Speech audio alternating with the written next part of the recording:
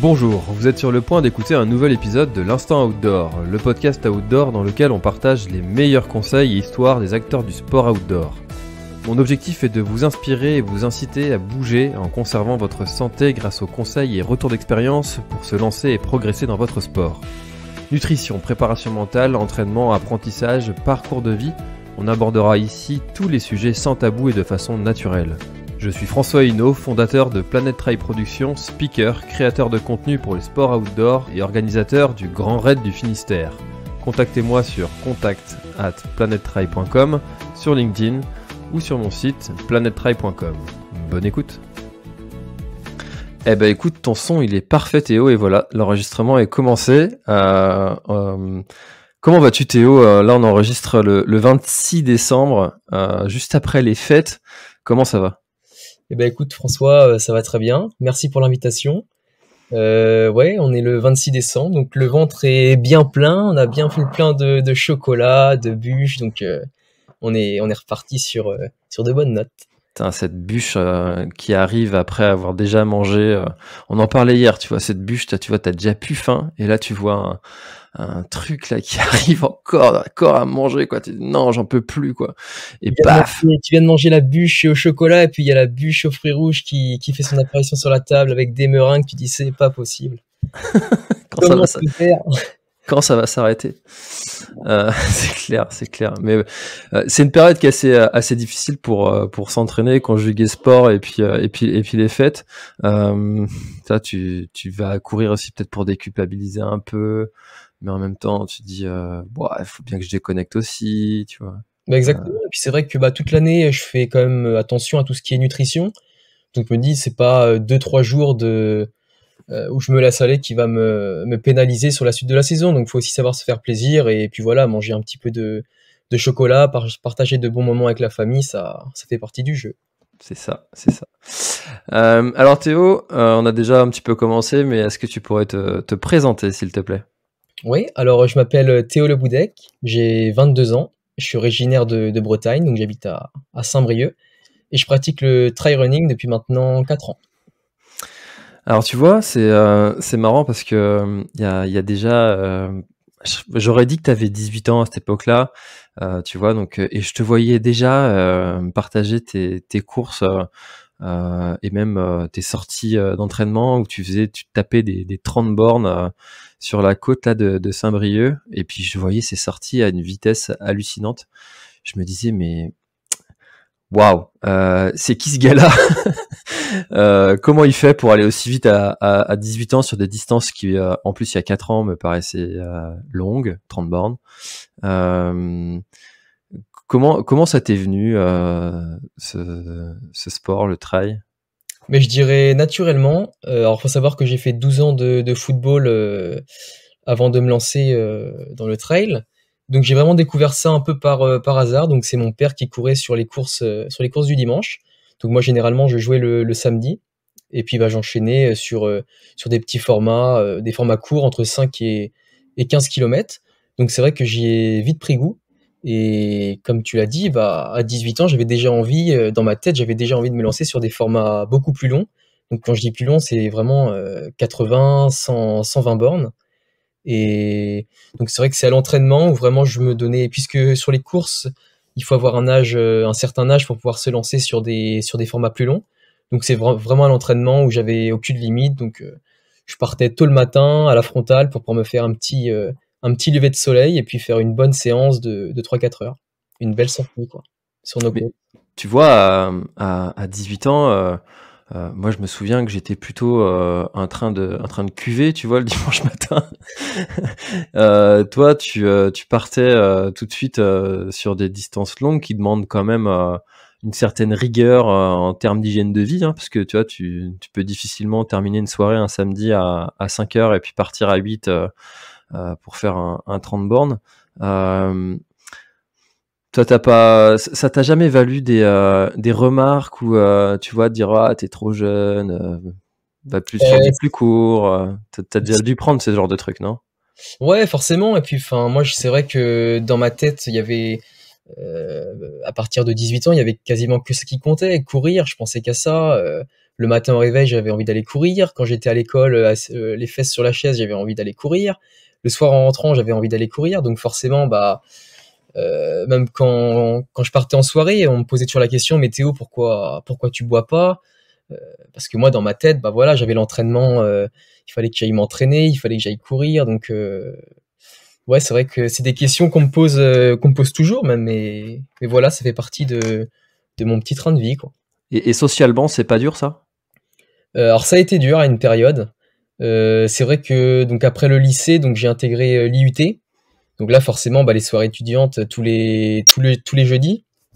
Donc puis c'est vrai que moi j'étais du genre un petit peu réservé. J'ai toujours été un petit peu différent. Je sais pas si on peut le dire comme ça. Et moi, ce que j'aimais, c'était vraiment cette solitude entre guillemets. Avec quand je partais courir, je me sentais vraiment vraiment bien. Je pouvais passer des heures à courir sur le sentier, et puis c'est là où je me retrouvais, quoi. Au final, c'est là où j'étais le plus heureux. Que passer du temps en soirée à boire, à danser, c'est pas forcément ce qui me faisait vibrer, quoi. Moi, ce que j'attendais, c'est vraiment la fin de soirée, partir me coucher le plus tôt possible, et puis le lendemain embrayer à 6 heures ou à 7 heures, et puis partir courir. Et alors tu dis que tu étais plutôt un solitaire et pourtant 12 ans de foot, sport d'équipe? Ouais, sport d'équipe, mais tu vois, c'est quelque chose qui m'a plu jusqu'à mes 18 ans. Et puis ensuite, forcément, il y avait la troisième mi-temps qui a montré le bout de son le bout de son nez, et c'est là où j'étais un petit peu moins à l'aise. Et puis je pense que j'avais aussi besoin de nouveautés, de découvrir un nouveau sport. Je pense que dans le football, j'ai fait le tour. Depuis tout petit, j'avais envie d'atteindre le haut niveau, donc chose qui n'est pas arrivée. Donc j'avais besoin de rebondir, et puis voilà, j'ai découvert le trail un peu par hasard, et puis ça m'a plu et ça a matché, et maintenant, voilà. Je regrette pas d'avoir pris cette bifurcation. Ouais, parce qu'on n'a pas précisé, mais tu es quand même très très fort en course à pied, en trail. On pourra en parler, hein, tes bons résultats tout à l'heure, mais avant ça, j'aimerais savoir d'où ça vient ce côté recherche de la performance, tu vois, parce que quand on prend un départ, il y a des gens qui vont être plutôt là juste pour terminer en bonne santé, il y en a qui vont être là pour partager avec des amis. Toi, tu es là pour la gagne. Pourquoi? Déjà, quand je jouais au football, c'était aussi pour la gagne. Quand on perdait, moi j'étais fou, je me remettais en question pendant toute la semaine, je m'entraînais encore plus pour pouvoir gagner le week-end et puis apporter, parce que forcément c'est un sport collectif. Donc quand tu perds, tu perds en équipe. Que maintenant, en trail, tu perds, c'est de ta faute, c'est parce que t'as mal géré ta course, parce que tu t'es pas bien entraîné, parce que t'as pas respecté le plan. Donc voilà, ouais, forcément la compétition, c'est quelque chose qui m'animait déjà depuis le départ, et ça s'est retransmis dans la course à pied. Et tu te dirais que ça vient de ton éducation, ton père, quand il prend les départs là le dimanche, lui il est là pour quoi? Il est là pour aller taper un chrono, ou il est là pour le partage? C'est plutôt quoi? Alors mon père, ouais, plus pour le plaisir. Après, il a une carrière aussi de cycliste où il roulait vraiment pour la gagne. Donc je pense que oui, ça vient aussi de là, c'est dans les gènes. Après, je vais pas te mentir, hein, je suis pas toujours non plus focalisé sur la compétition. Ça m'arrive de faire des sorties à l'entraînement où voilà, je me prends pas la tête, je prends même pas la montre, et c'est juste voilà pour passer du bon temps en extérieur. Mmh.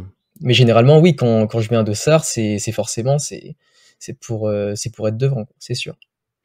Et alors pourquoi être allé chercher l'augmentation des distances plutôt que des meilleurs chronos sur des distances plus courtes? Alors déjà passer du plus de temps en extérieur, c'est ce qui me plaisait. Sur des formats courts, t'as pas le temps de profiter en fait. T'es vraiment au carton pendant tout l'effort. Que sur des formats un petit peu plus longs, et forcément t'as des phases où t'es un petit peu plus à bloc, tu peux être au seuil, mais t'as aussi des phases où t'as le temps de souffler, de récupérer. Donc voilà, tu passes par différentes phases. Et moi, c'est ce qui me plaisait. Puis voilà, j'ai aussi plus un profil en lien avec l'endurance. Je veux pas dire que je suis pas un coureur rapide, mais je suis plus à l'aise sur des formats qui nécessitent où on va pouvoir passer plus de temps en extérieur. Parce que là, je viens de voir tout à l'heure là que tu avais gagné un 14 bornes. Ouais, mais Donc c'est ça. vrai que j'aime bien aussi cette polyvalence. J'ai du mal à me trouver, donc c'est vrai que euh, pour l'année à venir, je serai plus sur des formats un petit peu plus longs, mais ça m'empêche pas de m'aligner sur des formats un petit peu plus courts. Donc comme tu l'as dit la semaine dernière sur 14 kilomètres, j'ai aussi fait des kilomètres verticaux cette année. J'ai fait les cross courts, cross longs, trail courts. Donc oui, je touche vraiment à tout. Et puis je pense que c'est important aussi de garder un petit peu de vitesse pour pouvoir être performant sur du plus long. Mmh. Ah, c'est important ce mixte, enfin d'avoir, plusieurs cordes à son arc et puis, d'avoir, en tête de développer, toutes ces capacités physiques différentes et puis peut-être aussi pour éviter la lassitude aussi Ouais, de exactement. l'entraînement. Faut essayer de casser cette routine. Quand on parle d'ultra, c'est pas uniquement des entraînements en lien avec de l'effort de longue durée. Il faut savoir être bon un petit peu partout. Donc ça veut dire qu'on va toucher un petit peu au seuil, on va faire de l'intensité, on va faire du travail de côte, des sorties en endurance fondamentale où on va pas du tout taper dans les réserves. Donc c'est vrai que c'est aussi pour ça que c'est intéressant d'avoir cette vision un petit peu plus ouverte et puis voilà de toucher un petit peu à toutes les distances. Et qu'est-ce que tu dirais de, tu vois, j'ai reçu, sur le podcast, alors je suis désolé, j'ai plus son nom en tête, j'aurais dû réviser avant. Qui il a fait, le, la Swiss Peak, donc 300 bornes, Ouais, à 22 ans. d'accord. Qu'est-ce que tu dirais? Tu trouves que c'est OK? C'est trop tôt? Bah, pour moi, non. Pour moi, il n'y a pas de limite. Après, forcément, le regard extérieur, moi, quand j'ai commencé à courir, et c'est vrai que j'étais déjà sur des formats un peu trop longs aux yeux des autres. Donc forcément, il y avait des critiques, mais moi, je trouve que non. Si le corps réagit bien, s'il n'y a pas de blessure, si c'est fait intelligemment, non, il y a pas de souci là-dessus. Ouais, ma question, enfin voilà, c'est de savoir vraiment, qu'est-ce que tu leur réponds en fait à ces gens quand ils te disent ça? Bah, en soi, j'écoute, mais euh, je vais dans leur sens en disant oui, oui, c'est vrai que c'est pas forcément très bien pour le corps, mais moi non, ça paraît normal quoi. Peut-être sur Mmh. du long, il y a pas de barrière. Si tu veux, si ton corps est apte à pouvoir courir sur des distances un petit peu plus longues, et ben il faut pas se brider, il faut y aller. C'est un peu la tendance qu'on observe, hein. C'est vrai que, enfin, pour aller dans l'extrême, de ce qu'on disait il y a quelques années où courir 2 marathons par an, c'était le max. Aujourd'hui, ça pour tous ceux qui aiment le long, 2 marathons, c'est ce que tu peux faire en un mois. Oui, oui, oui, c'est sûr. Et puis après, il faut savoir que c'est un sport aussi qui se démocratise assez vite depuis maintenant 2 3 ans. Donc forcément, bah, il y a des nouvelles générations qui arrivent. Donc les anciennes générations ont forcément leur point de vue par rapport à ça. Et puis nous, on apporte aussi un petit peu un petit zeste de fraîcheur, pour dire ça comme ça. Donc forcément, il peut y avoir des points de vue différents, mais c'est aussi grâce à ça qu'on peut faire évoluer ce sport. Et c'est pas parce qu'on a 20 ans qu'on n'a pas le droit de se lancer sur des distances un petit peu plus longues. Non, c'est clair, c'est clair. Moi, je suis, ultra favorable à ça et puis, le podcast, c'est vraiment tout l'esprit de ce podcast de dire aux gens, osez, défiez-vous, bougez-vous, allez, même si tu te plantes, ben, Ouais, tu exactement. sauras au moins pourquoi tu t'es planté. Heu, mais bon, faut y aller quand même tout en restant en bonne santé et puis, Voilà, et d'y aller intelligemment, quoi. ouais, il faut savoir s'écouter. Et puis, bah, si le corps répond OK, il y a pas de problème là-dessus. Mais il faut le faire intelligemment. Alors justement, en parlant de le faire intelligemment, je crois savoir que toi, tu as fait le choix d'aller déménager en montagne. Donc, tu es originaire de Saint-Brieuc, Ouais. qui a de belles falaises, hein, pour la Bretagne. Il y a de jolis coins là-bas pour s'entraîner un petit peu, au D+. C'est pas l'endroit le plus plat de la Bretagne. Pourquoi avoir fait le choix de se déplacer en montagne? Alors, j'ai pas déménagé à la montagne, mais cette année, j'étais sur Millau en fait pour mes études. Donc j'étais en licence GDO-SSL, donc c'est tourisme sport nature. Et donc j'avais un beau terrain de jeu avec les COS, avec la Puncho. Et en mars, donc je suis parti en stage dans les Alpes pendant 3 mois. Donc c'est là où j'ai pu pouvoir m'entraîner en alliant donc du coup sport et le côté professionnel. Et là, je suis de retour en Bretagne. Ah, je croyais Et que tu avais non, déménagé. j'ai pas encore déménagé dans les Alpes. Ça te fait envie? Ça pourrait être une idée. Après, y vivre toute l'année, je pense pas, mais plus sur des phases de 3 mois. Hmm. Et je crois savoir aussi que t'es encadré et t'es accompagné par Christophe Malardet. C'est ça. Bah, ça va faire tout juste un an que Christophe m'accompagne dans mon projet sportif. Qu'est-ce que ça a changé pour toi, le fait de te faire accompagner par un coach et pas n'importe quel coach en plus? Ah bah franchement, ça m'a aidé à passer un très gros cap parce que c'est vrai qu'avant, je m'entraînais un petit peu, je dirais sans réflexion. Je faisais des semaines entre 130 et 150 kilomètres, donc c'est vrai qu'il y avait pas trop d'organisation. Ma séance, je la faisais une fois que je mettais mes chaussures, donc il y avait aucune réflexion par rapport à ça. Christophe, il m'a apporté beaucoup de sérénité, beaucoup de structure. Donc c'est vrai que c'est un gros plus. Puis voilà, Christophe, c'est un athlète et puis un entraîneur pour lequel j'ai beaucoup de respect. Et quand il m'a contacté pour pouvoir faire une collaboration ensemble, c'est vrai que ça m'a fait vraiment plaisir, quoi. Je me suis dit, bah, c'est top d'avoir cette opportunité de pouvoir travailler avec un coach de ce niveau. Ouais, t'imagines, c'est le même coach que François Daen, quoi. Ouais, c'est ça. Ouais. La classe. Et il est breton en plus, Et purée. il est breton en plus. Il a tout pour plaire, ce Christophe. Bon, salut Christophe. J'espère qu'il nous écoute, Christophe Daen. Ok, ouais, c'est clair que la différence entre s'entraîner seul et puis d'avoir quelqu'un qui a un regard extérieur et puis qui peut te conseiller sur la meilleure façon de t'entraîner, ça doit changer beaucoup de choses quand même dans ta façon de t'entraîner, de pas trop en faire aussi, de savoir observer des périodes de repos, Bah, exactement, parce que c'est vrai que moi, enfin, quand je m'entraînais tout seul, bah, toute cette phase de repos, au final, je la respectais quasiment jamais. J'allais courir tous les jours. Donc forcément, il y avait une certaine fatigue qui pouvait s'instaurer. Et je l'ai ressenti parce que un an plus tard, j'ai eu une phase où j'avais plus de jus, quoi. J'étais cuit en fait. Qu'est-ce que tu te dis dans ces phases-là? Et bah tu psychotes un petit peu, tu te sens pas bien, tu te dis mais c'est pas possible, tout va bien pendant un an et demi et puis d'un coup t'as une grosse phase où plus rien ne va. Donc forcément dans la tête c'est pas forcément facile. Tu vas aller te faire des séances de seuil par exemple et tu tiens plus les chronos que tu arrivais à tenir il y a 2 mois auparavant. Donc c'est vrai que c'est pas évident. Ça doit faire drôle quand même quand tu vois, t'es habitué à augmenter tes performances et que d'un coup, comme ça, t'as une grosse baisse de régime, t'as pas mal de remises en question. Ouais, après je me dis aussi que par rapport à ça, j'ai une prise de hauteur assez importante en me disant que ça fait aussi partie de l'apprentissage. C'est une prise d'expérience et des erreurs qu'on fait voilà quand on est jeune, quand on débute, et c'est des erreurs que bah, je referai plus par la suite. Hmm. Ouais, tu dois te demander si à un moment t'as eu des moments où tu vois, même si t'es au-delà de la performance ou du niveau qui baisse, mais c'est plus d'envie.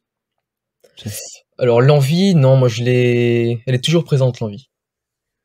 Surtout bah, depuis que je travaille avec Christophe, puisque les plans sont toujours très variés, il arrive à casser la routine en proposant des plans d'entraînement bah, qui changent quasiment toutes les semaines en fonction de mes sensations, de mes envies, des courses que je prépare. Donc non, il arrive vraiment à me faire découvrir de nouvelles choses en permanence.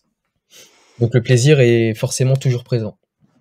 Ouais, ça aussi, c'est vraiment l'intérêt aussi d'avoir un entraîneur qui arrive à te varier les séances. Tu fais l'entraînement croisé avec du vélo, de la natation, des choses comme ça? Alors j'ai commencé à mettre du vélo depuis maintenant 4 mois. Ouais. Et l'hiver, t'arrives? Alors l'hiver, je sors le home trainer, du coup. Ah. Ou sinon, enfin c'est vrai que moi j'ai du mal, tout ce qui est tapis de course, home trainer, donc travailler en intérieur, j'ai du mal. Donc l'hiver, ça m'arrive de sortir le VTT. Ah oui. J'aime bien être dans la boue, passer dans les rivières, passer un petit peu n'importe où, et puis bon, ça ressemble aussi fortement au trail, donc c'est vrai que ça passe bien, quoi. Je trouve ça vachement intéressant le VTT pour la lecture du terrain. Ouais, Tu c'est vois, vrai, tu apprends surtout en descente, à analyser le terrain hyper vite, en fait. c'est vrai, ouais. Mmh. Et alors, j'aurais dû te le dire avant d'enregistrer, mais cette année, parce que là, tu vas être le premier épisode de l'année. Félicitations, bravo. OK, bon, c'est super. Cette année, le podcast, il est soutenu par NAC, et NAC, je leur envoie en fait toute la liste des invités que j'ai. Donc NAC, qui est une marque de nutrition sportive, dirigée principalement vers l'ultra endurance. Ça tombe bien parce que je crois que tu vas rejoindre la team NAC cette année. Ouais, bah, c'est marrant que tu en parles parce que, bah, je comptais, en parler sur les réseaux, prochainement, donc, bah, la semaine qui arrive, donc c'est marrant que tu en parles. Ouais. Alors comment s'est passée cette rencontre et cette collaboration? Alors c'est vrai que moi j'utilise, NAC depuis maintenant, je dirais une bonne année. J'ai toujours eu un petit peu de mal à trouver, une alimentation qui matche bien avec mes envies, ne pas avoir de soucis, gastriques et c'est vrai que, bah, les petites gaufrettes et puis les bars, moi ça passe toujours très bien, quoi. Et est-ce que moi c'est surtout la poudre, le mélange. Ouais, la poudre. Moi c'est la poudre à la pastèque qui Ouais. passe bien. Alors j'avais fait l'erreur, tu vois, sur la TDS de la surdoser, OK. et c'était devenu une espèce Les pâtes? de pâte, ouais. Ouais. C'était, ah là là, donc faites très attention à ça parce que enfin j'ai dû aller voir l'équipe de secours qui était en haut d'une côte parce que c'est un moment où il était très très chaud, et quand il fait très chaud en plus faut sous-doser les boissons énergétiques, j'avais dû vider ma poche et remplir d'eau claire pour Ah oui, pouvoir avoir un mélange qui était buvable parce que homogène, quoi. ouais, ouais, ouais, c'était faites très attention à ça quand vous mélangez les produits comme ça, et puis surtout quand tu pars après un ravito, tu goûtes pas tout de suite parce que tu as déjà bu.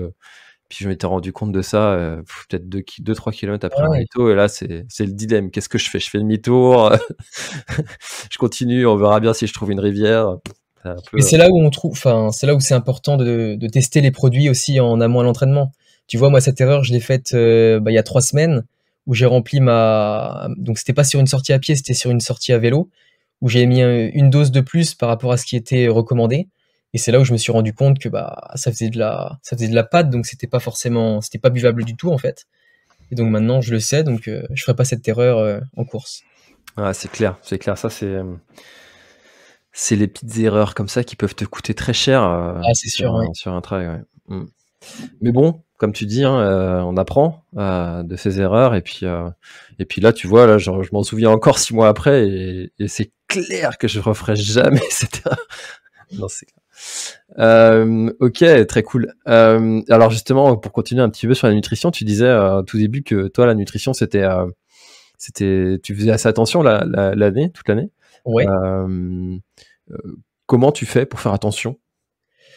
Et bah ça se fait naturellement. Essayer de manger varié, de varier les plaisirs, sans forcément se brider. Après, moi, je sais que tout ce qui est fast-food, ça va bien faire 4-5 ans que j'en ai pas mangé. Je préfère me manger un bon repas fait maison que d'aller, ouais, voilà, manger un burger, quelque chose de gras, quoi.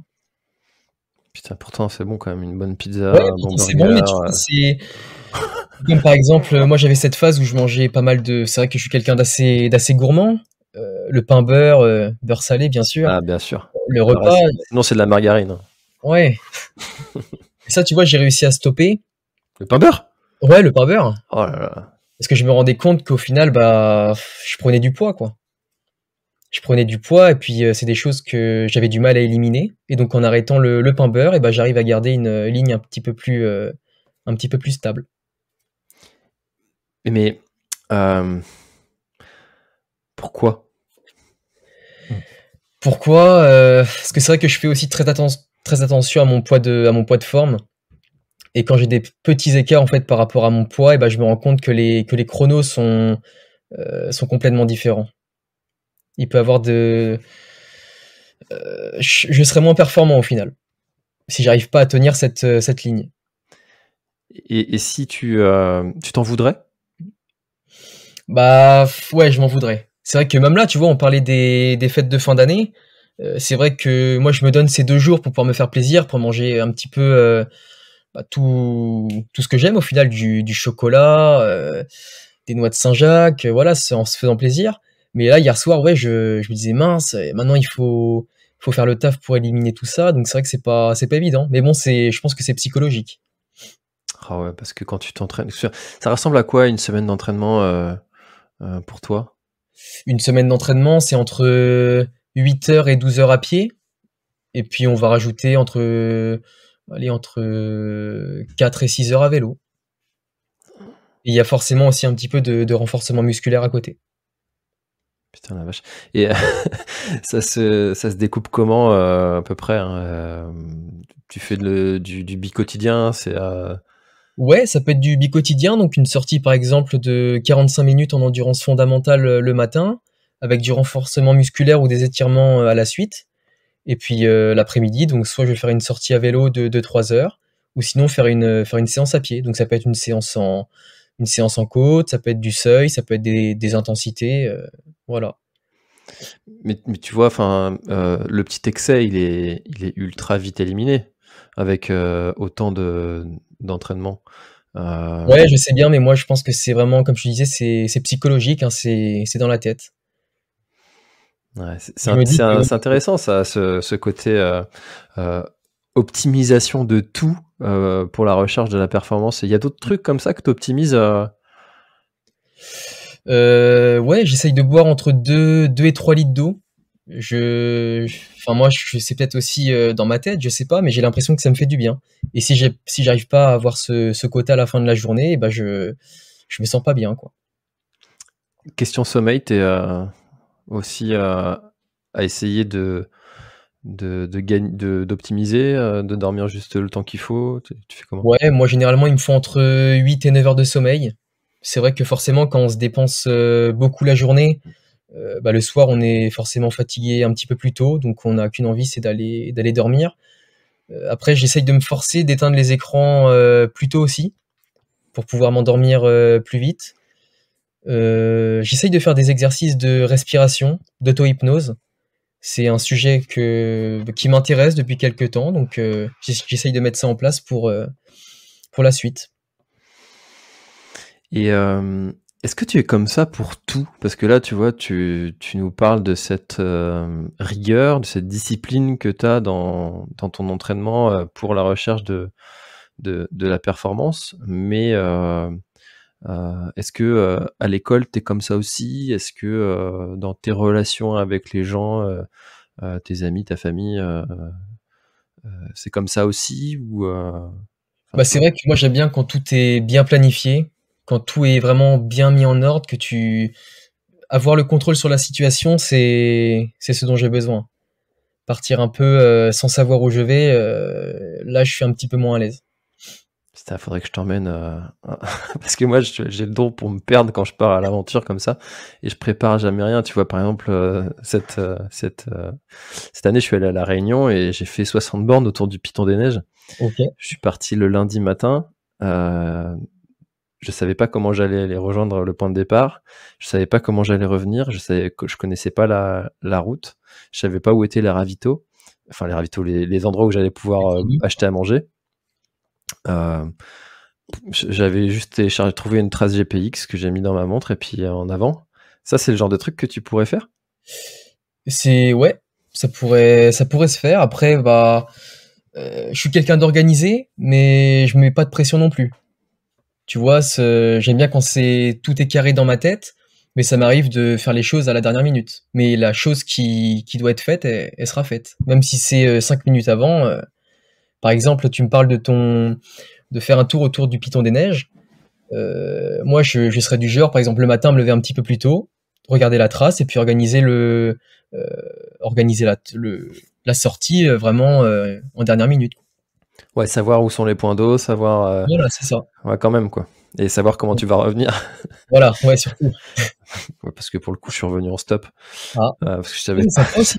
Ouais, Ça fait partie de l'aventure. c'est ça, exactement. Non, c'était chouette. Hem, surtout quand personne veut te prendre, se Ah demander ouais, en plus. qui c'est ce taré là à 3 heures du mat qui est en train de faire du stop. Ok, ouais, c'est vrai que dans le chaos, des fois, il se passe des trucs comme ça, des rencontres fabuleuses, et moi j'adore ce moment-là où Oh, tu tu te contrôles demandes. rien et puis tu te laisses porter par la vie, quoi. C'est ça, exactement. Et puis en fait, t'as tellement de joie en fait quand tu trouves, tu vois, j'ai croisé une supérette à un moment sur ce parcours, mais c'est tellement le bonheur quoi. Tu t'attends pas à avoir une supérette, et du coup t'as l'impression que t'es dans une basse vie quoi, tu vois. Donc voilà. Moi j'aime bien ces moments-là et j'ai du mal mais bon bah ça c'est je pense une histoire de caractère aussi. Tu vois, bon, par exemple ce podcast on est aussi toute l'illustration, tu vois. Je prépare pas mes enregistrements parce que j'ai envie de me laisser porter par la conversation et puis mais je sais que t'en as d'autres qui ont toute la structure, les questions qu'ils vont poser, etc. Ça c'est je pense une histoire de caractère. Mais les deux sont très cool, hein. Bien sûr. Ok, alors cette année tu as gagné. Alors c'est pas l'endurance trail des Si. Templiers, c'est l'endurance trail, Ouais, c'est ça. l'endurance trail, c'est Je ça. pensais que l'endurance trail, je suis jamais allé aux Templiers, donc c'est une course que je connais pas bien. Eh ben, il faut que tu viennes, l'année prochaine. Bah ouais, mais ça fait 2 ans de suite que je vais à La Réunion. Ah oui, c'est vrai que ça tombe sur le même week-end. Mais ouais, du coup cette année, je suis en train de me demander si je vais aller à La Réunion ou pas pour pouvoir aller aux Templiers. Ah ouais, ça pourrait être chouette. Ouais. Alors du coup, l'endurance, je pensais que c'était le 78, mais ok, c'est le 100. Raconte-moi cette course que tu as gagnée. Incroyable. Alors c'est vrai que moi, mon histoire avec les Templiers, avec Millau en général, elle a débuté il y a 1 an. Donc déjà quand je suis arrivé sur Millau pour débuter mes études en licence, où j'ai rencontré du coup Kevin Bertrand, donc qui est le fils de Gilles. C'était en lien avec un projet tutoré.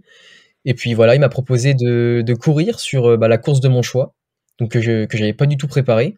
Et du coup, j'avais fait le choix de m'engager sur l'intégrale d'Écosse, donc c'est le 68, course que j'ai gagnée. Et donc moi, dans ma tête, je voulais faire cette course pour pouvoir préparer le 80 l'année suivante. Et donc c'est là où un petit peu, c'était le déclic, on peut le dire. Et donc après, dans ma tête, je me lançais pour pouvoir préparer le 80 km du coup l'année suivante, donc cette année. Sauf que je savais qu'il y avait un golden ticket pour la Western sur le 110. Et la Western, c'est vraiment une course qui m'attire. Les États-Unis, en général, c'est un territoire qui me fascine. Et donc, je me suis pris au jeu et je me suis dit, non, au lieu de faire le 80, je vais me lancer sur le 110. Puisque c'était aussi dans mon optique de progression. J'avais vu avec Christophe en lui disant que voilà, sur une échelle de 2 à 3 ans, j'aimerais me lancer sur des formats un petit peu plus longs, donc sur des 100 miles. Donc c'était le moment de passer le pas. Et puis voilà, puisque j'étais sur Millau toute l'année, ça me permettait aussi de préparer cette course. Donc voilà, le circuit, je le connaissais vraiment. Même là, si tu me demandes qu'est-ce qu'il y a au kilomètre 60, je pourrais te le dire en fermant les yeux, quoi. Tellement je l'ai fait ce parcours, tellement j'ai mis du temps à préparer cette course. Donc oui, c'est beaucoup de préparation. Et donc voilà, j'étais vraiment. C'est pas une surprise de l'avoir gagné, mais je m'y attendais pas au final. Ouais. Alors détail ça, c'était pas une surprise, c'est-à-dire? C'était pas une surprise dans le sens où j'étais vraiment serein par rapport à ma préparation. Tout était vraiment bien amené. Avec Christophe, on a vraiment préparé ça de manière très sérieuse sur 1 mois et demi, où je suis retourné sur Millau du coup pour vraiment préparer la course. Et même quand je m'entraînais sur les sentiers, je me disais, je me sentais tellement bien, la forme était tellement bonne que je me disais que cette année, il y avait moyen de faire quelque chose d'intéressant. Pourtant, le plateau, il est souvent ultra relevé. Enfin, on a des grands noms quand même qui participent à cette course. Ouais, Comment c'est vrai toi tu vis d'être aligné et faire la bataille avec ces athlètes qui ont tous un palmarès de ouf? de ça, c'est pas une information que je vais regarder en premier. J'ai un peu des œillères par rapport à ça. je vais me mettre une pression de mon côté, mais toute cette pression en lien avec le plateau proposé, c'est pas forcément quelque chose qui peut me faire peur.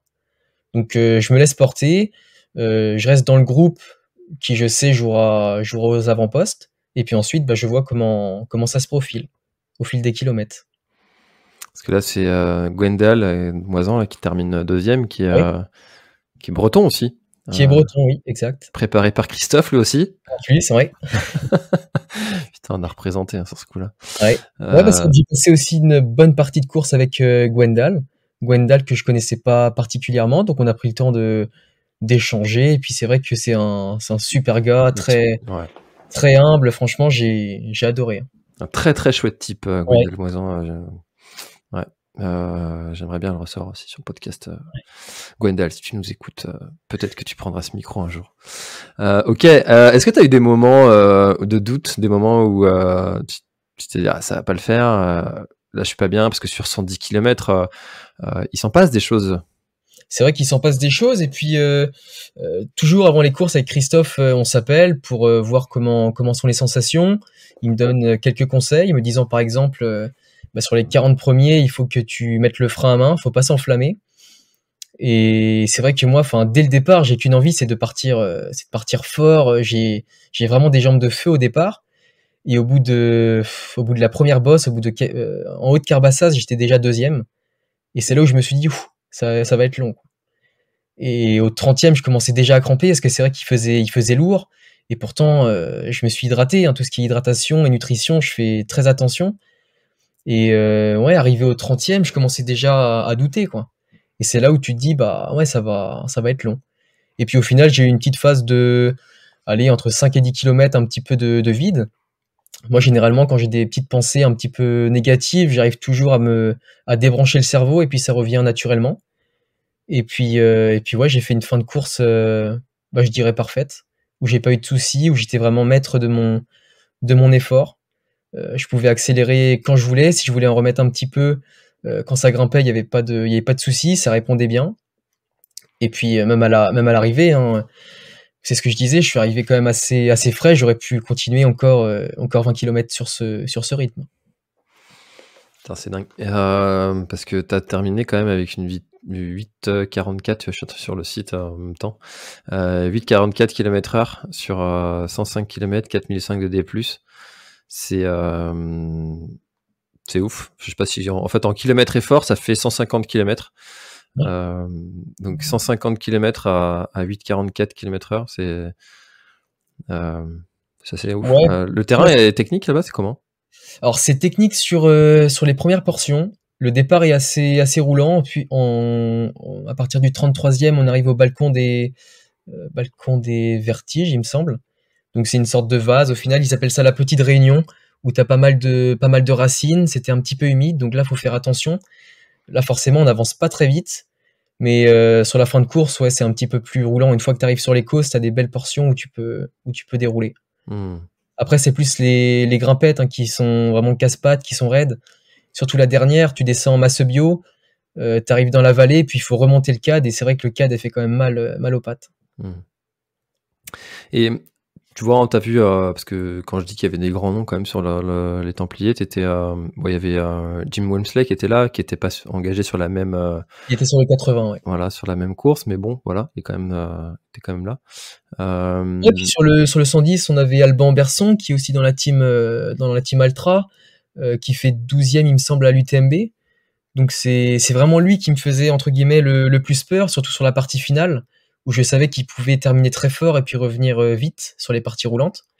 Et au final, j'ai réussi à résister au bras de fer, et ça l'a fait. Mais oui, il y avait un très beau plateau cette année. Ouais, il termine 3e. Donc ouais, quand même, belle perf. Et puis c'est vrai qu'on parle souvent d'une bataille physique, mais c'est aussi très psychologique en ultra. Il peut avoir 2-3 minutes d'écart, mais au final, ça représente rien du tout. Cette avance, elle peut être diminuée comme neige au soleil dans une montée ou dans une descente. Ça peut aller très vite, quoi. Ouais, il y a un coup de moins bien. T'as plus envie. Ouais, tu peux avoir une crampe, t'arrives pas à faire passer la crampe. Tu peux être en hypo, t'as plus rien pour t'alimenter. C'est vrai que ouais, tout peut. C'est pas parce que tu planifies tout en avance que forcément ça se passera comme tu l'avais prédit, quoi. Heureusement d'ailleurs. Heureusement. C'est ce qui fait aussi tout le charme de ce sport. C'est clair. C'est comme j'ai déjà dit ça dans un podcast, je sais plus lequel. C'est comme un business plan. Le seul truc qui est vrai, c'est la date. Ouais. Un ultra, c'est ça. Tu prévois plein de trucs, mais au final, si, il y a Antoine Guillon qui arrive à respecter ses temps de passage à la minute près. Mais... Non, parce que c'est vrai qu'avec Christophe, il m'avait dit que la course commençait à la Roque Sainte-Marguerite, donc au 60e. Il m'avait dit jusqu'à la Roque, tu t'énerves pas, quoi, tu restes tranquille. Et moi, déjà, au bout de la première grimpette, au bout de 10 bornes, j'étais déjà aux avant-postes. Donc c'est là où tu te dis, est-ce que j'ai été bon de faire ça? Est-ce que j'ai été intelligent? Ou est-ce que j'aurais dû, au final, on le saura jamais.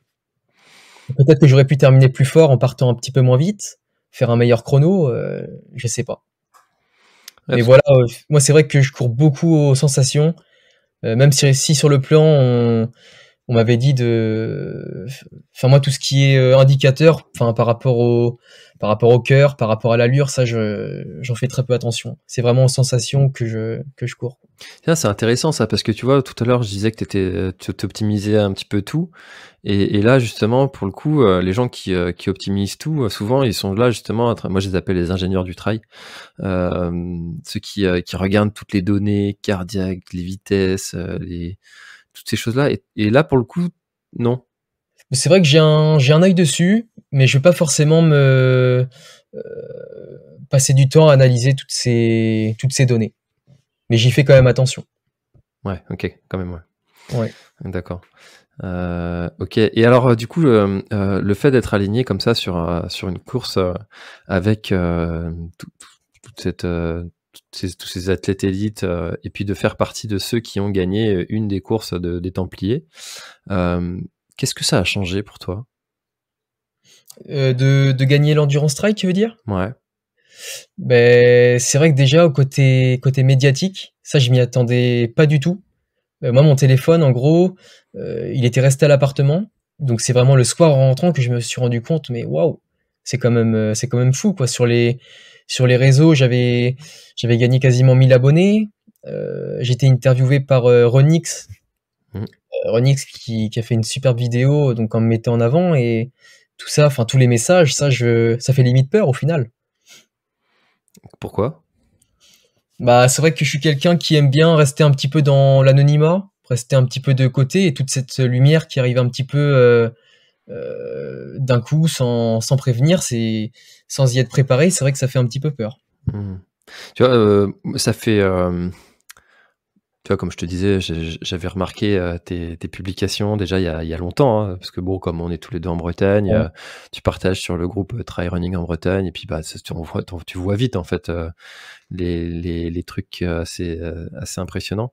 Et puis quand j'ai commencé ce podcast-là, l'idée c'était aussi de faire parler de la Bretagne et de ces athlètes bretons qui performent. Et ça faisait des mois, je me disais, ah, Théo, faut qu'on prenne le temps d'enregistrer ensemble, si ça te disait. Et puis c'est qu'après cette course-là que il y a deux personnes, des gens qui sont venus me dire, ah, tu devrais recevoir Théo, etc. Donc bon, j'avais déjà l'idée en tête, mais c'est ça qui a déclenché en fait. Donc je comprends en fait cette médiatisation supplémentaire que tu as dû avoir, mais c'est chouette aussi, ça a dû te faire avoir quelques partenaires peut-être qui t'ont fait confiance suite à cette victoire. Alors j'avais déjà 2 partenaires avant cette victoire, donc j'avais Altra Running qui me suit sur le côté chaussures, et puis j'avais aussi Bleu Mercure, donc qui est un agent immobilier d'entreprise basé en Bretagne, à Plérin. Mais oui, c'est vrai que j'ai été contacté par de très belles marques, donc forcément, quand tu es jeune et que tu es contacté par de belles marques qui rayonnent au niveau mondial, t'as as envie de signer de suite. Mais c'est là où tu te raisonnes et tu dis non, non, Théo, il faut que tu prennes le temps, que tu brûles pas les étapes. Tu Voilà, il faut faire le bon choix. C'est des propositions qui peuvent arriver une fois dans ta vie, donc tu prends le temps et puis voilà, tu aviseras la fin de semaine. Une fois que toute la pression sera retombée, que tu seras posé, voilà, sans se prendre la tête par rapport à ça. Et tu vois, les athlètes, tu vois, tu disais que tu étais dans le foot avant, enfin les bons joueurs de foot, très bons joueurs de foot, ils ont des agents qui gèrent tout ça, toute la partie, médias, partenariats, tout ça. Et ces gens-là gèrent ça pour eux. Dans le trail, enfin, tu vois, il y a pas suffisamment d'argent encore pour que, les athlètes élites, aient ça et c'est un truc qui est, très compliqué, en fait, parce que, bien souvent, on n'est pas formé, en fait, à ça, à gérer cet aspect de la professionnalisation de son activité sportive. Tu te fais un petit peu entourer ou tu y vas plutôt à l'instinct? Comment tu fais? Bah, c'est vrai que là, j'ai intégré une fondation il y a maintenant un mois. Donc, une fondation qui s'appelle Respect.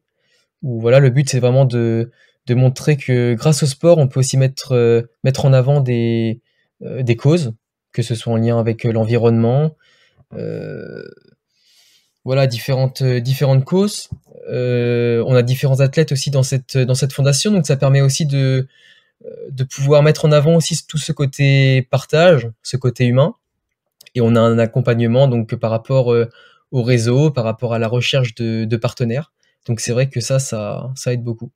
Et puis sinon, avant d'intégrer cette fondation, j'avais aussi ma famille qui était là pour m'aider à faire les bons choix, à garder les pieds sur terre aussi par rapport à tout ce qui est en lien avec les réseaux. Voilà. C'est important ça de garder, Ouais. ce socle, de gens qui étaient déjà là avant que tout ça arrive et puis, de se dire, je peux compter sur eux Mm. pour me ramener sur terre si jamais je commence à m'emballer. Ouais, c'est important de garder ce Ouais, socle-là. puis voilà, c'est ce que je me dis, c'est pas parce que j'ai gagné une belle course que le monde doit s'arrêter de tourner. Il faut garder les pieds sur terre, rester humble par rapport à ça, et puis c'est que le début. Mmh. J'ai seulement 22 ans, ça j'en suis conscient, et que des victoires, il y en aura d'autres ou pas, et que voilà, il faut prendre les choses comme elles viennent, sans se prendre la tête. Je te trouve en tout cas, très mature, par rapport à tous ces sujets-là et je pense qu'à 22 ans, ça j'aurais pas eu, cette maturité-là honnêtement. Donc je trouve ça très cool. Bravo, bravo pour Ouais, ça ça. fait plaisir, Mmh, merci. vraiment. Western State, du coup, tu as eu ton golden ticket? Non, du coup, il y a eu un petit retournement de situation à un mois de la course, où les Templiers, en fait, ils ont perdu leur partenariat. Enfin, j'ai pas trop suivi, mais le ticket n'était plus mis en jeu. Donc, forcément un petit peu déçu. Mais bon, je me dis que bah, ça sera pour une prochaine fois. Et puis, ça me permettra de faire aussi de belles courses en 2023, parce que forcément, si tu gagnes le ticket pour la Western, il faut quasiment axer toute sa saison sur cette course. Que là, ça me laisse un petit peu plus de liberté, puisque là, je suis encore en phase de découverte du monde de l'ultra, donc je me dis que au final, c'est un mal pour un bien. Ouais, OK. Ouais, c'est Beñat Marmisol aussi qui y va, Ouais, l'année prochaine et j'ai vu ça, ouais. mmh.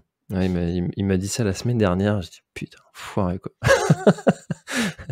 Ah, c'est une des courses aussi qui, C'est le Graal, hein, c'est une ah course qui là là, fait rêver, t'as tous les meilleurs, c'est à faire au moins une fois dans sa vie, je pense. c'est pas l'UTMB qui a tous les meilleurs?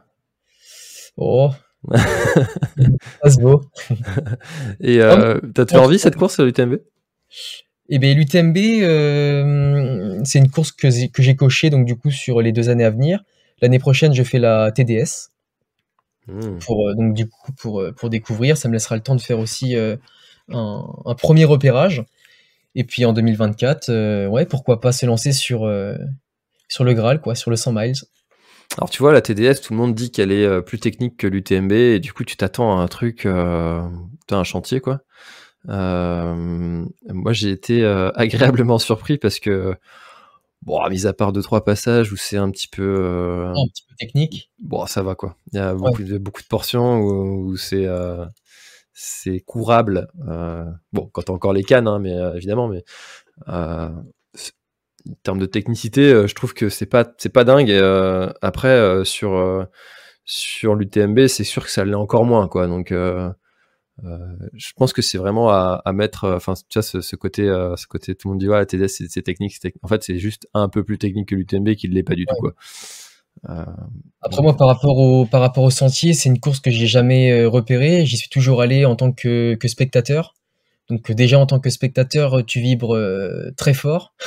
T'as des frissons quand tu vois les arrivées, et puis même l'ambiance sur la zone de départ.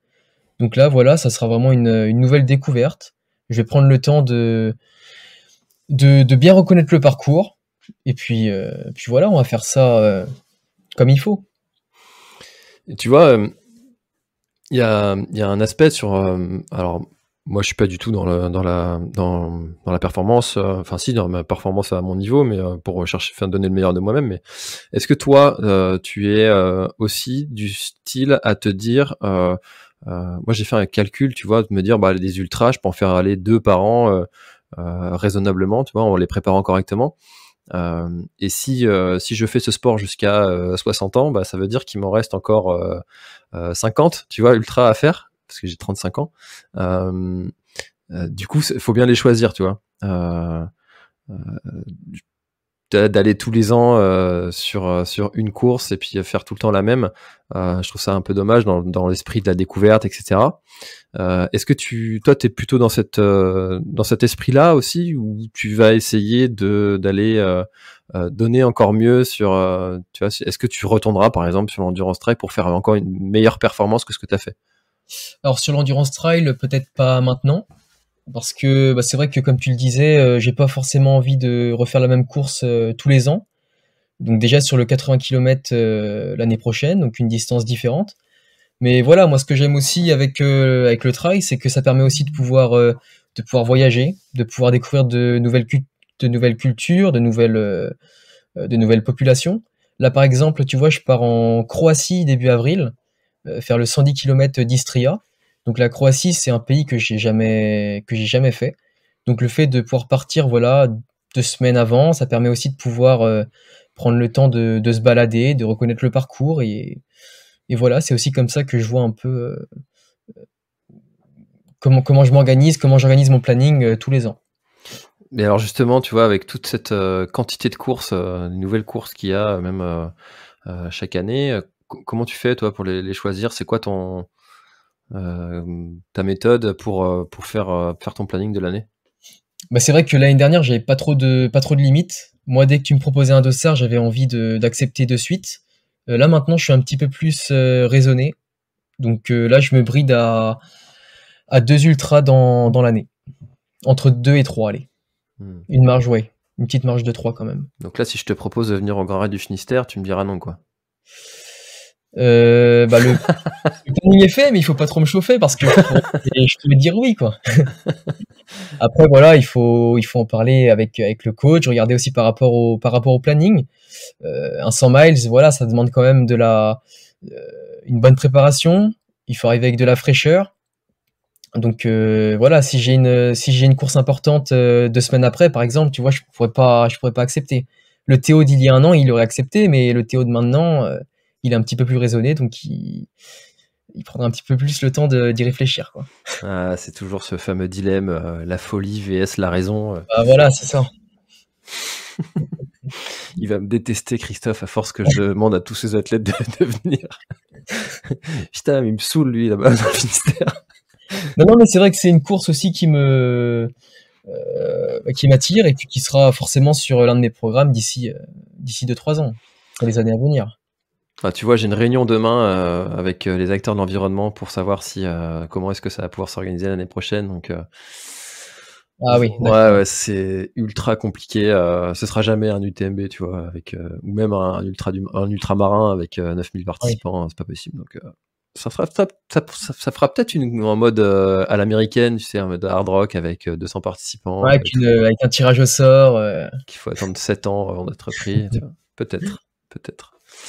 Mais mythique, ça peut développer un truc mythique, tu vois, un truc Ouais, c'est peut-être, vrai, ouais. hmm, C'est vrai. de développer la rareté de cette course. Ok, trop cool. Est-ce que justement, par la western, toi, il y a, tu vois, un truc que tu te dis, moi, avant d'avoir passé le cap de la retraite sportive, il faut que je l'ai gagné. Alors, c'est pas forcément des courses, mais ce serait plus des objectifs de FKT, donc de record sur un GR, sur une trace. Donc celle qui est vraiment au haut de ma liste, c'est sur le GR34, forcément. Évidemment. Et puis ouais, découvrir aussi le GR20. Je connais très bien la partie sud, mais pouvoir le faire dans son intégralité, c'est quelque chose qui pourrait m'intéresser avant la retraite ou après la retraite. En mode rando, y a pas de souci. Et alors justement, tu vois, le GR34, donc plus de 2000 bornes, là, comme ça, tout de suite, comment tu t'y prendrais pour aller taper un chrono dessus? Je pense qu'il faut prendre le temps. Ça se prépare pas en 2 mois. Il faut sûrement une bonne année pour pouvoir vraiment reconnaître tous les tronçons. Après oui, ça se prépare, c'est sûr. Je sais qu'il y a donc c'est Jérémy qui détient le record. Donc voilà, le trail c'est aussi ça, c'est le partage.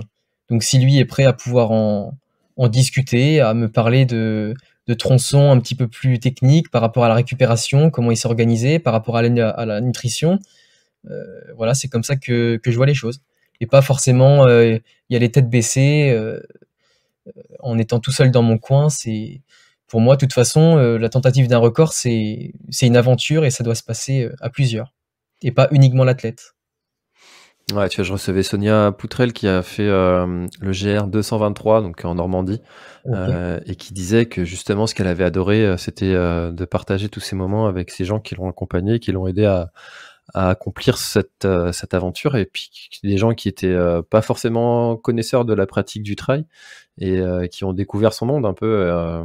Et c'est ça qu'elle retient de cette aventure, au-delà de la performance sportive qui, tu l'oublies en fait, mais Mm. tous les moments partagés avec les gens et ces souvenirs que tu crées en faisant ces records, c'est ce que tu gardes. Et c'est ça qui est chouette quand tu vas faire un off. Mais c'est clair, hein, c'est aussi un truc que j'ai envie de faire. Ma femme m'a juste dit d'attendre que les enfants soient tous les deux à l'école. Ouais. Et puis go à l'aventure. Mais bon, faut avoir un mois devant toi. Ben voilà, c'est ça. C'est pas évident, ouais. Du coup, toi, c'est la suite là, l'année. Donc, tu nous as dit la Croatie. Alors d'abord, ça va débuter par le trail du Glazig sur le 60 km pour pouvoir remettre un petit peu de vitesse. Ensuite, il y aura donc le 110 km en Croatie, à Istria. Ensuite, il y aura le 60 km de Guerlédan. Ensuite, il y aura sûrement un stage en montagne pour préparer la TDS. Ensuite, il y aura le 80 km des Templiers. Et alors normalement, ensuite, après les Templiers, c'est fin de saison. Mais il y a une course en Afrique du Sud, donc à Cape Town, qui me fait un petit peu du pied. Donc à voir, pourquoi pas terminer l'année sur le petit format ou sur le long. Mais ça, c'est encore en réflexion. À voir avec le coach. Ok, putain, ça fait un beau planning ça. Ouais, ça fait un bon petit programme. Mm. Ouais, avec 2 courses du Challenge West Trail Tour. Ouais, c'est ça. C'est un challenge que tu as déjà fait? Alors, pas dans son intégralité, mais j'ai déjà fait certaines courses, ouais.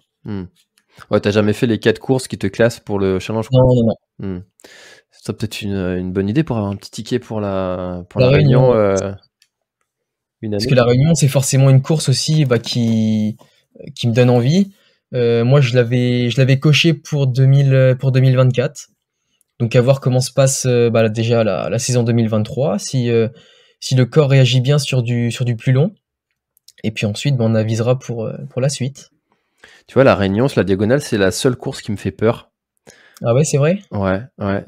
Tu vois, autant je me dis, je pourrais aller m'engager sur un UTMB, même sur des courses beaucoup plus techniques, enfin, du moins de réputation, tu vois, je l'ai plus en tête là, à Beldon, là, à côté de Grenoble. Intégrale Aide-moi. échappée belle. Voilà, merci. Ouais. L'échappée belle, tout ça. Et en fait, alors c'est peut-être parce que j'y suis allé 2 ans de suite et puis que j'ai vu les portions, mais Ah non, mais je vais pas te mentir et te faire peur, mais c'est un chantier, hein. J'ai fait ouais. la traversée nord cette année.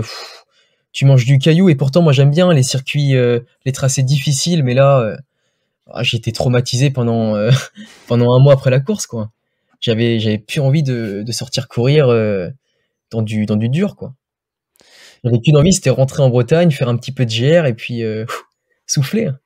Et Parce puis, que là, ouais, sur la traversée nord, les 30 premiers kilomètres, Alors déjà, il faisait froid, il neigeait. T'as les pieds qui partent dans tous les sens. T'as même pas le temps de poser ta foulée. Que non, non, c'est un calvaire, hein. Mais bon, il en faut aussi des courses comme ça. Puis au final, ça reste une belle aventure. Ça a été dur pendant 30 kilomètres. Et puis bah, les 50 prochains, ça a été, puisque c'était un petit peu plus roulant. Et puis voilà, on s'y fait. Hmm. Mais tu vois, j'arrive pas à comprendre en fait comment est-ce qu'ils arrivent au bout, tous ceux qui mettent plus de 60 heures là à terminer. C'est un truc.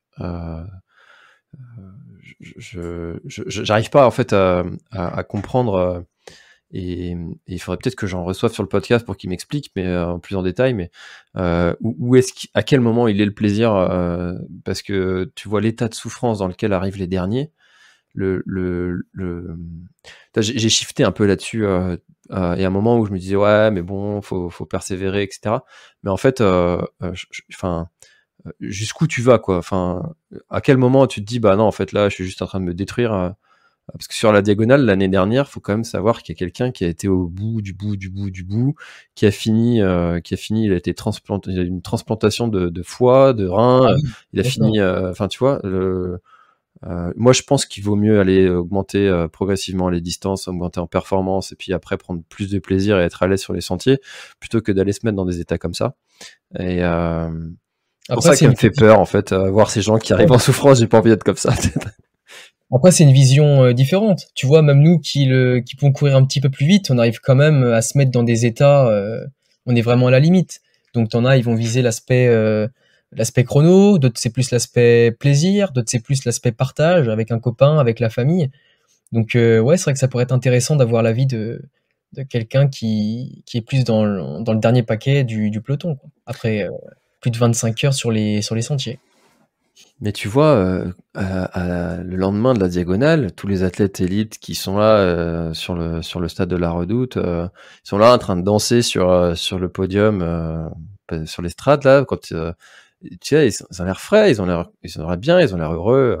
Je suis pas sûr que les derniers ils soient capables d'aligner deux pas correctement, tu vois, le lendemain.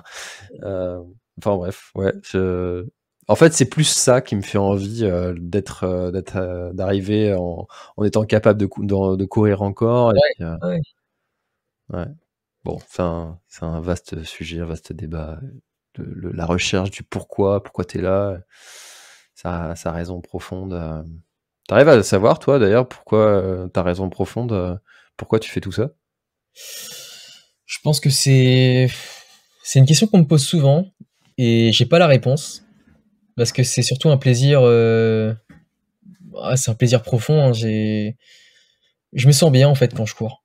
Je peux vraiment aller à la limite, découvrir mes limites, découvrir mon corps, savoir jusqu'où je peux aller. J'ai pas encore atteint cette limite, mais non, je prends vraiment du plaisir à être en extérieur, à passer du bon temps sur les sentiers, à longer le côtier, à partager aussi quand on me parle sur les courses, à mettre un dossard. Donc ouais, non, non, c'est vraiment un tout au final, hein. Et J'ai pas une réponse claire et précise. ça te fait Ah. envie des formats ultra longs, type Tour des Glaciers, choses comme ça? Pour le moment, non, pas forcément, mais je pense que ça viendra quand j'aurai fait le tour des 100 miles, des défis. Ouais, pourquoi pas, hein. Parce que tu vois, je recevais Frédéric Delanouvelle qui a fait le marathon des sables avec sa fille qui a 16 ans. D'accord. Ah oui. Tu vois, c'est admirable, hein, 16 ans. Moi, j'avais détesté la course à pied en plus. Je trouve ça dingue, quoi, d'avoir la force mentale d'aller faire ça et la force physique aussi. Mm. Mais je me dis, en fait, il y a forcément la question, une fois que tu as fait ça à 16 ans, qu'est-ce que tu fais à 30, quoi? Tu fais 4 fois le tour du monde, enfin, c'est quoi c'est quoi le défi, quoi? Ouais, après, enfin, ça reste du partage. Tu passes du bon temps avec ton père, là, c'est plus la notion de partage, je pense. Ouais, non, mais Ouais. c'est clair, c'est ça, hein. Ouais. Mais tu vois, si tu veux partir sur qu'est-ce que je peux faire de plus, tu sais, parce que tu as toujours ces gens-là qui vont chercher à faire plus, plus, plus, plus, Ouais. plus, enfin, tu vois. Et si Ouais, tu es je comme comprends. ça, je me dis, C'est quoi ton défi si tu as déjà fait ça à 16 ans? Je trouve ça dingue, quoi. Mais c'est admirable, hein, je suis admiratif de ces gens qui arrivent à faire ça. Ok, super Théo. Bah écoute, je suis très content d'en avoir su bien plus sur tous ces aspects de ta personnalité, de ton parcours aussi. Et puis, on arrive déjà à plus d'une heure. J'ai pas Ouais, vu c'est vrai le que temps. Passe vite, ça hein. passe vite. Ouais. Chaque fois, on se dit qu'est-ce que je vais bien pouvoir raconter pendant une heure, et puis au final, tu ouvres les yeux, et puis hop, déjà 55 minutes. Et sans préparer en plus, hein. Et Tu vois, non, ça se sent bien, comme on disait au départ. ça sert à rien. Ouais, ça sert à rien, ouais. Tu sais, l'esprit qui a fait trailer, Naturellement. hein. L'esprit qui a fait trailer, tu te rencontres dans un café, tu discutes de trail, tu sais, Ouais, ouais, c'est clair. voilà. Est-ce qu'il y a quelque chose dont on n'a pas parlé et que tu aurais aimé ajouter à notre échange? Je pourrais parler de mon premier beau souvenir sur mon premier ultra Eh ben, vas-y. au Portugal, sur la Transpeneda Gerês. Donc, c'était la première fois que je faisais une course aussi longue, donc 110 km. Départ 23 heures. Il faisait 28 degrés déjà, donc très chaud. 30 minutes avant le départ, il y a Grégoire Kermer, donc qui était sur le 100 miles, qui venait de passer, parce que c'était la même boucle que le 110. Et puis moi, dans ma tête, j'avais qu'une envie, c'était de le reprendre et puis passer du temps avec lui, quoi. Parce que c'était un coureur que je suivais déjà sur les réseaux, qui m'inspirait. Et donc j'ai souvenir en fait de cette première montée, puisque la course commençait en montée. Donc 1000 mètres vraiment dans le pentu, où j'étais avec mes bâtons, mais moi je sais pas du tout me servir de bâton, je bâtonnais un peu comme je pouvais. Et puis je voyais sa frontale au loin, avec un ciel magnifique, étoilé. Enfin, c'était vraiment. J'ai pas pris de photos, mais toutes les photos elles sont dans ma tête. Et puis je le reprends en haut de la bosse, et un peu intimidé. Enfin, je savais pas trop comment l'aborder. Et puis il me regarde, il me fait ah, v'là le Breton. Et là je me dis waouh, ah ouais, putain, il sait qui je suis. Et c'est vrai que ça m'a motivé pour la suite de la course. On a un petit peu discuté. Je lui ai demandé comment ça allait, comment il se sentait. Et voilà, donc c'est un petit souvenir que j'ai dans un petit coin de ma tête pour ma première sur un format un petit peu plus long. Trop bien, bonne anecdote, hein. Ouais. C'est clair que ça va être impressionnant, hein, quand tu commences à être dans les baskets de ces coureurs que tu admires. Grégoire, qui est un mec super. Ouais, super posé. Et puis on a bien discuté aussi à l'arrivée. Il me demandait comment ça se fait que tu fasses des aussi longues distances aussi jeune. Donc tu vois, c'est la question qui revient toujours. T'en as pour un moment Et, encore, hein. ouais. Avec des vieux dans notre sport, hein. Vivement que je grandisse, hein. Puis à 35, tu vas dire petit jeune là qui arrive à Ouais. 20 ans, putain. Non, donc voilà, c'était un bon moment, quoi. Ça a pas duré longtemps, ça a duré 2-3 minutes. Puis bon, il était dans sa course aussi, donc j'étais pas là pour le déranger. Donc, mais c'était sympa, et ça je m'en rappelle. Ouais, il est impressionnant, Grégoire, parce qu'il est chef cuistot Oui. à Chamonix, et putain, il arrive à se mettre des entraînements en plus de son boulot. C'est pour ça qu'on n'arrive pas à trouver un moment pour enregistrer ensemble, parce que il fait des amplitudes assez importantes au niveau du travail, plus tous ses entraînements, et on galère en fait. Pourtant, on se connaît maintenant. Enfin, j'ai vu à La Réunion, là, on s'est vu à Chamonix, on s'est vu même 2 fois à La Réunion. Et à chaque fois, on a du mal à trouver un moment pour enregistrer. Ouais, pour se poser. Mais il est sacrément costaud, Grégoire. Bah écoute, super, ouais, c'est clair, hein, ça doit être. Il y a des coureurs comme ça que t'admires, et que tu te dis putain, si je le bats lui un jour, waouh. Alors le battre pas forcément, mais c'est plus des gars que j'admire. Par exemple, j'ai rencontré François Daen sur l'échappée belle à Beldon, donc on a un petit peu discuté. J'ai rencontré Courtenay au siège de Salomon à Annecy. Donc c'est vrai qu'elle est super, elle est impressionnante. C'est une fille que je suis depuis maintenant, depuis mes débuts. Et ouais, toujours, c'est vraiment l'image que j'avais d'elle, quoi. Super souriante, super ouverte, elle se prend pas la tête. Et moi, c'est ça, c'est ce que j'aime. tu vois, dans le football, moi, j'avais des idoles qui, forcément, sont pas du tout accessibles. Que là, tu peux envoyer un petit message sur les réseaux à un gars que t'admires, pour un conseil ou pour n'importe quoi, et il prendra le temps de te répondre, quoi. Et c'est ça qui me plaît. C'est vrai qu'on a de la chance dans ce sport tu vois, moi, sur le podcast, j'arrive à voir à peu près qui je veux. Alors, François Daen, Kylian Jornet, c'est un peu plus compliqué, normal. Ouais.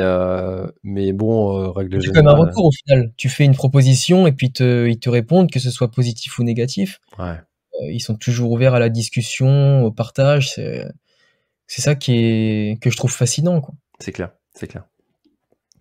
Bah écoute, merci Théo pour ce très bon moment.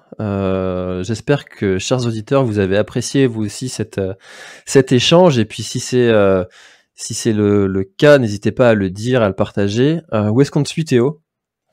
Et bien, on peut me suivre sur Facebook, sur Instagram. C'est pas compliqué, hein, c'est Théo Le Boudec. Top. Eh ben, je mettrai tous les liens dans la description si vous voulez en savoir un peu plus sur l'année de Théo et puis suivre ses aventures et ses progressions et puis toutes ces victoires qu'il va nous claquer cette année encore. En tout cas, c'est tout ce que je te souhaite. Merci beaucoup Théo pour ce moment, c'était top. Et ben, merci à toi François pour l'invitation et puis pour cette belle heure de partage. Eh ben, avec plaisir, à bientôt. À bientôt, ciao. Merci d'avoir écouté cet épisode de l'Instant Outdoor. J'espère qu'il vous a plu. Si c'est le cas, même si ce n'est pas le cas, abonnez-vous pour ne rater aucun épisode. Parlez-en autour de vous et laissez-moi un commentaire sympathique sur Apple Podcast, c'est ce qui m'aide le plus à remonter dans les classements. N'hésitez pas non plus à le partager à chacun de vos contacts dans le sport. Chaque nouvel auditeur intéressé est une victoire. Si vous avez besoin d'un speaker pour votre événement, d'un contenu pour votre marque, d'infos sur le Grand Raid du Finistère, n'hésitez pas à me contacter à l'adresse contact@planettry.com. À bientôt!